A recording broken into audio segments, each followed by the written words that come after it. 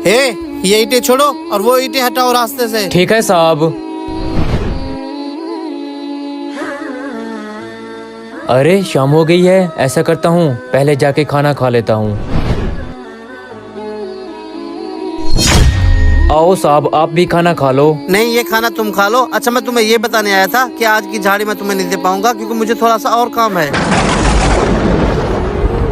क्या हुआ भाई, आप ये खाना क्यों नहीं खा रहे? आप ये खाना खा लो। वो क्या है ना कि मालिक, जब भी मैं यहाँ से कमा के जाता हूँ तो हमारे घर में चूल्हा जलता है। ये खाना मैं अपनी अम्मी को दे दूंगा। मेरा क्या है, मैं तो उसे झूठ बोल दूंगा कि मेरा पेट भरा है।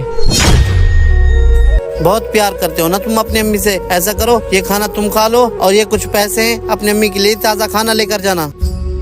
बहुत प्यार करते हो ना तुम अपनी अम्मी से। अपनी माँ से प्यार करने वाले ऐसे बेटे बहुत कम मिलते हैं। शुक्रिया साहब। क्या आप भी अपनी अम्मी से प्यार करते हो? अगर करते हो तो आई लव मॉम लिख दें।